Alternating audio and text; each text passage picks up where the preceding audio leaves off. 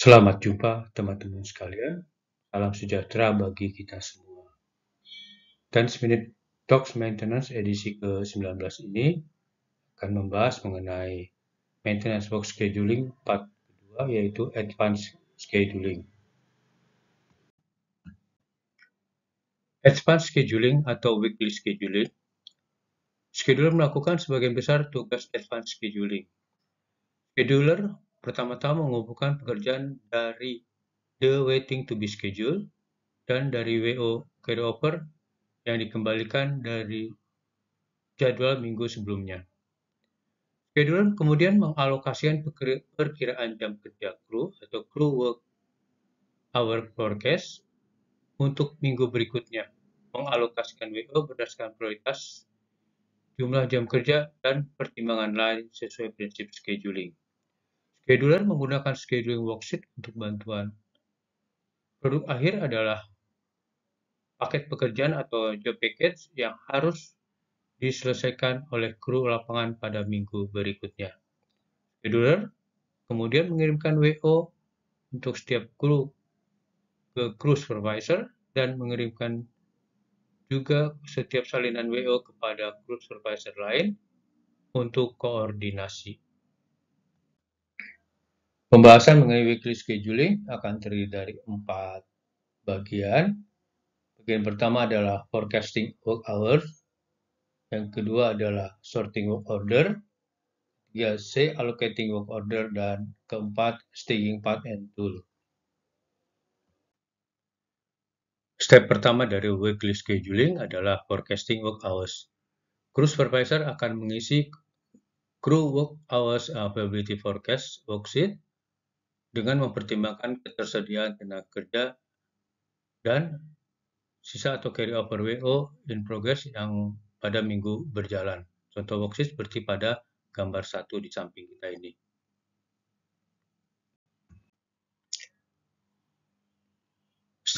Crew supervisor telah melengkapi lembar kerja availability forecast yang dimulai dari mendaftarkan craft skill level yang akan tersedia pada minggu yang akan datang, seperti pada gambar 2. Pada gambar kedua ini terlihat beberapa craft skill, yaitu mechanical, welder, painter, technician, dan helper. Masing-masing berjumlah 1 orang dengan 40 jam per minggu, sehingga total jam kerja yang tersedia adalah 200 jam orang, dan ini akan dikurangi dengan jam kerja karena cuti, dikurangi jam kerja karena training atau lainnya, dan carry over. Sehingga total jam kerja yang tersedia untuk mengerjakan WO pada minggu berikutnya adalah 165 orang. Selanjutnya kita bahas mengenai sorting work hours. Sorting work hours adalah tahap kedua dari weekly scheduling, yaitu dengan menampilkan adanya plan backlog khusus untuk grup A yang akan dikerjakan pada minggu berikutnya. Pada tabel tersebut terlihat bahwa grup A akan menyelesaikan 13 WO yang dengan prioritas yang terdiri dari 1, prioritas 2, 3, dan 4. Pada gambar terlihat masing-masing WO number dilengkapi dengan unit, sistem, prioritas, work type, outage, non-outage, jumlah orang atau craft yang diperlukan untuk menyelesaikan work order, waktu jam orang yang diperlukan, dan total duration untuk menyelesaikan masing-masing WO. Untuk memudahkan sorting work hours, maka scheduler akan mensort plan backlog untuk grup A ini berdasarkan sistem dan prioritas. Setelah dilakukan sorting, terlihat pada tabel kedua bahwa prioritas pertama yang akan dikerjakan yaitu sistem CP dengan 3 work order dengan 3 prioritas. Yang kedua adalah FC dengan 2 work order dengan 2 prioritas yaitu prioritas 1 dan 3. Dan yang ketiga adalah IF, prioritas yang lebih rendah yaitu prioritas 3 dan 4. Schedule mengambil WO 005 prioritas 2 dan 009 prioritas 4 untuk digabungkan pada WO 002 prioritas 1 pada sistem CP. Yang kedua, WO nomor 006 prioritas 3 digabungkan dengan WO nomor 004 prioritas 1. Yang ketiga, WO 013 prioritas 4 digabungkan dengan 0 pada WO nomor 10 prioritas 3. Dan keempat, WO 001 prioritas 4 akan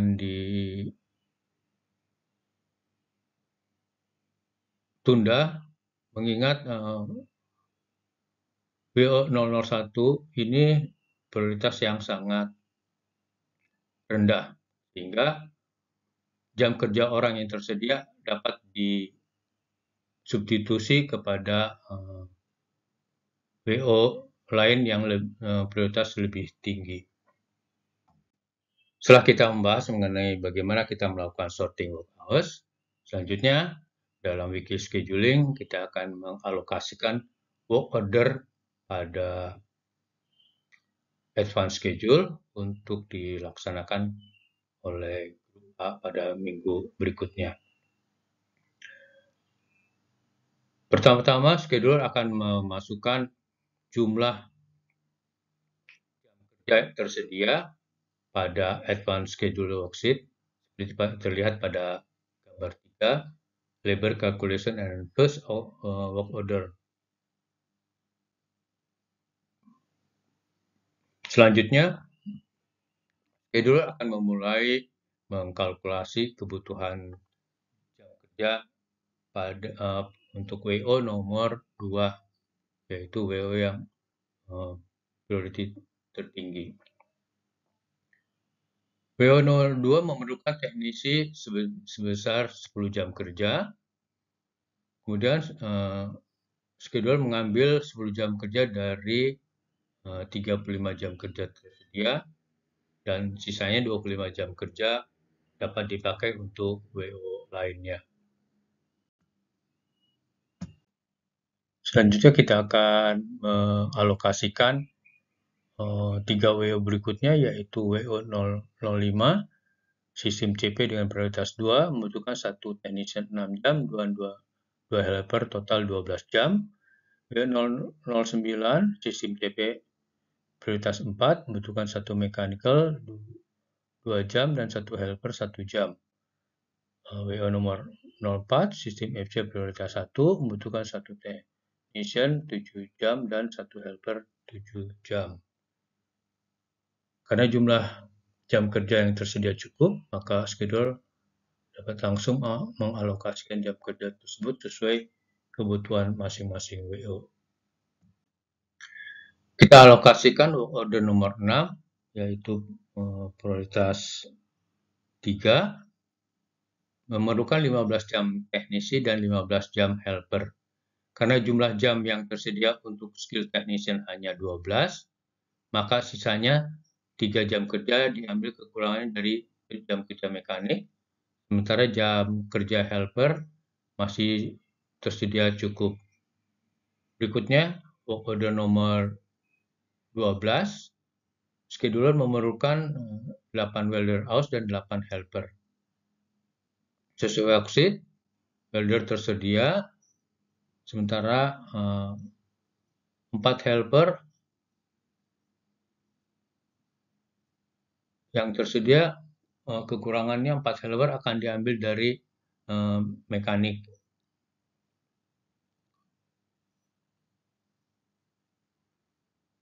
Selanjutnya WO nomor 07, diperlukan 20 mekanik dan 20 helper.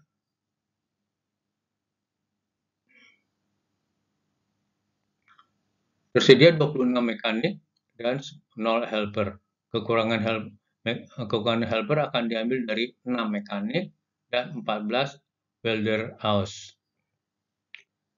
Selanjutnya untuk WO nomor 11 diperlukan 10 mekanik dan 10 helper. Tersedia 0 mekanik dan 0 helper, maka WO 11 ini dapat dikerjakan dengan mengambil 10 jam kerja mekanik dan 10 jam kerja welder. Sementara helper diambil 3 jam kerja dari welder dan 7 jam kerja dari painter. Selanjutnya kita akan mengalokasikan WO nomor 008 prioritas 3 dengan kebutuhan 1 painter 4 jam kerja.